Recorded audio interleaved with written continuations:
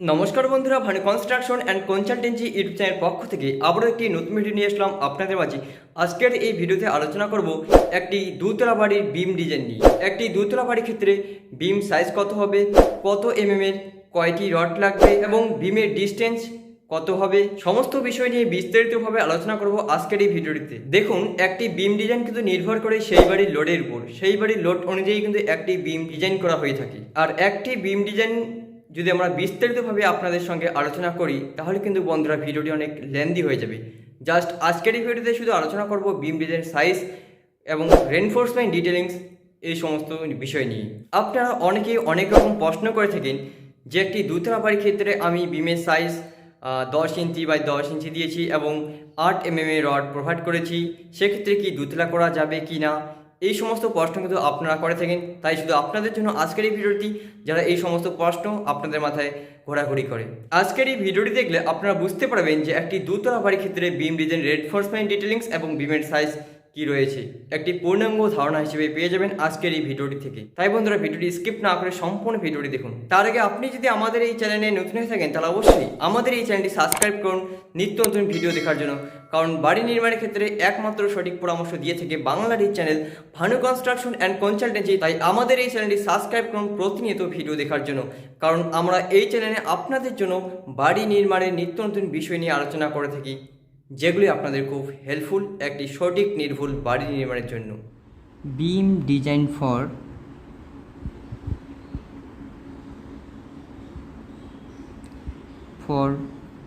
two-story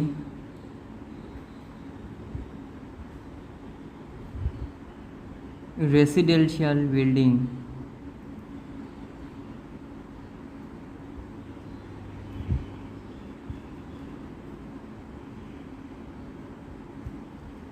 Beam design for two-story residential building.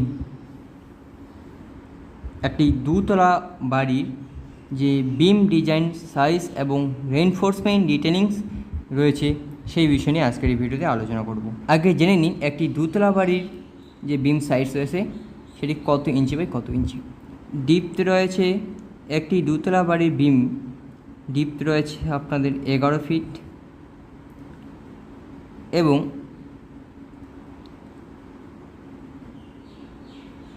10 feet by 11 fit. এ তো আপনার সাইজটি পেয়ে গেলেন। এবার রেনফোর্স যে রয়েছে সেটি হচ্ছে 6টি, উপরের 3টে 12 এবং নিচের 3টে 12, উপরের 3টে 12 নিচের 3টে 12, 6টি রড, 6টি 12 ডায়াবার, 6টি 12 ডায়াবার। এবার চলে আসি রিংয়ের ক্ষেত্রে, বা যেটাকে স্টিরাপ বলা হয়। সেই স্টিরাপটি, এই যে স্টিরাপটি আপনারা দেখতে পাচ্ছেন, এই স্টিরাপটি কত 8 ডায়াবার। এবার যে স্পেসিং রয়েছে বন্ধুরা সেটি কত, স্পেসিং রয়েছে অর্থাৎ L/4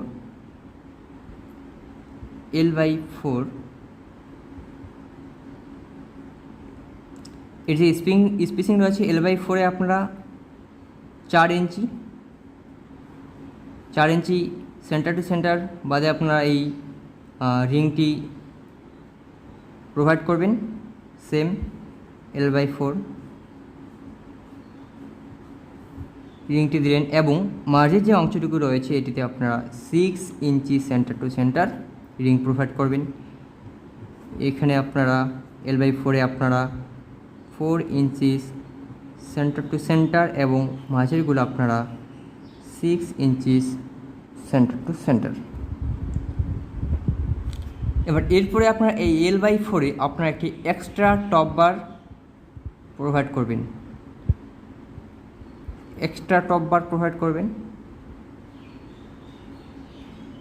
এরপরে আরও একটি গুরুত্বপূর্ণ বিষয় আপনাদের বলে রাখি যে এই রিংয়ের যে এই হুকটি রয়েছে এটি কত ডিগ্রি আপনারা ব্যান্ড করবেন। এটি আপনারা কখনও 90 ডিগ্রি অ্যাঙ্গেলে ব্যান্ড করে থাকেন, দেখাচ্ছি সেটা। হুকটি এরকম ধরনের একটি হুক, সেটা কী করেন, এই হুকটি 90 ডিগ্রি অ্যাঙ্গেলে ব্যান্ড করেন, এরকম করে ব্যান্ড করেন। এটা কখনই এরকম করবেন না, এটাকে করবেন 135 ডিগ্রি, 135 ডিগ্রি অ্যাঙ্গেলে ব্যান্ড করবেন। এই হুকটি আপনার কত ডিগ্রি অ্যাঙ্গেলে ব্যান্ড করবেন? 135 ডিগ্রি, যেমনটা আপনারা ড্রয়িংয়ে দেখতে পাচ্ছেন। এবার এই বিমটি বন্ধুরা কত ফিট ডিস্টেন্স? এই বিমটি আমরা ডিজাইন করেছি 14 ফিট ডিস্টেন্সে। একটা কলাম থেকে আরেকটা কলামের ডিস্টেন্স 14 ফিট হয়ে থাকে, আর ম্যাক্সিমাম বাড়ির ক্ষেত্রেই 14 ফিটই হয়ে থাকে একটা কলাম থেকে আরেকটি কলামের ডিস্টেন্স। সেক্ষেত্রে আপনারা এই যে রেনফোর্সমেন্ট ডিটেলিংস এবং বিমের যে সাইজ এটি প্রোভাইড করতে পারেন। কখনো কখনো এই বিম ডিজাইনটি চেঞ্জ হয়, সেটি লোডের উপর ডিফারেন্সেই চেঞ্জ হয় সেই বিম ডিজাইনটি, এবং রেনফোর্সমেন্ট ডিটেলিংস সব কিছু চেঞ্জ হয় সেটি লোডের উপর। আমরা একটি থাম্বনেল হিসেবে এটি আপনাদের বলছি যে আপনাদের কলাম ডিস্টেন্স যদি 14 ফিট হয়ে থাকে একটা রেসিডেন্সিয়াল বিল্ডিংয়ে, সেক্ষেত্রে আপনি এটি করতে পারেন। এরপরে আসি বন্ধুরা, এই বিমটি কাস্টিং করার জন্য আপনার কত গ্রেডের কংক্রিট ব্যবহার করবেন। FCK অর্থাৎ কংক্রিটের গ্রেড, যেটা আপনাকে মশলার ভাগ বলে থাকেন, সেটা M20 grade of concrete. M20 grade of কংক্রিটের যে রেশিও রয়েছে বন্ধুরা, আমরা বারবার প্রত্যেকটি ভিডিওতেই বলে থাকি, এর যে রেশিও আছে 1:1.5:3, অর্থাৎ আপনারা যদি সেটাকে বালতি দিয়ে পরিমাপ করেন, সেক্ষেত্রে আপনারা 1 বালতি যদি সিমেন্ট দিয়ে থাকেন, তাহলে আপনারা 1.5 বালতি স্যান্ড অর্থাৎ বালি দিবেন, এবং 3 বালতি কী দিবেন?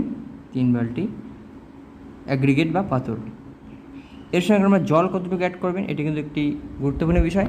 একটি কংক্রিটের রেশিও মিক্স করার জন্য বা মশলা বানানোর জন্য জল কতটুকু অ্যাড করবেন।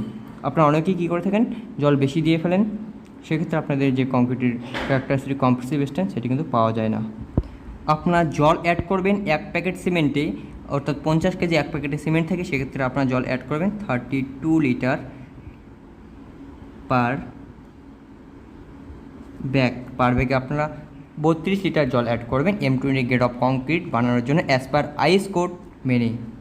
তো আজকের এই ভিডিওতে একটি পূর্ণাঙ্গ ধারণা দিলাম যে একটি দুতলা বাড়ির যে বিম ডিজাইন রয়েছে, রেনফোর্সমেন্ট ডিটেলিং সাইজ, বিম সাইজ এবং কংক্রিট গ্রেড, লোহা, অর্থাৎ এখানে একটি কথা বলা হয়নি, FE অর্থাৎ লোহার যে বা রডের যে গ্রেড রয়েছে সেটা হচ্ছে 415 গ্রেড অফ স্টিল। আমরা এটা নিয়ে কিন্তু এই বিম ডিজাইনটি করেছি। আপনারা এখানে 415 গ্রেড অফ স্টিল বাজার থেকে কিনে নিয়ে আসবেন। তো এই ছিল আজকের এই ভিডিওটি ভালো লাগলে লাইক কমেন্ট শেয়ার করতে একদমই ভুলবেন না। আর আমাদের চ্যানেলে যদি আপনি নতুন হয়ে থাকেন, সেক্ষেত্রে আমাদের চ্যানেলটি অবশ্যই একটু সাবস্ক্রাইব করুন, কারণ আমরা তো আপনাদের জন্য প্রতিনিয়তই ভিডিও নিয়ে আসি বাড়ি নির্মাণের সঠিক পরামর্শ, বা আপনারা যাতে সঠিকভাবে নির্ভুলভাবে একটি বাড়ি নির্মাণ করতে পারেন, তার জন্য আপনাদের জন্য আমরা শুধু প্রতিনিয়তই ভিডিও নিয়ে আসি, যেগুলি আপনাদের খুব হেল্পফুল। আমাদের এই চ্যানেলটি সাবস্ক্রাইব করুন প্রতিনিয়ত ভিডিও দেখার জন্য। আর যে কোনো প্রশ্ন যদি থেকে আপনাদের মনে, তো আমাদের কমেন্ট সেকশনে কমেন্ট করতে পারেন, দ্রুত রিপ্লাই দেওয়ার চেষ্টা করি। ধন্যবাদ।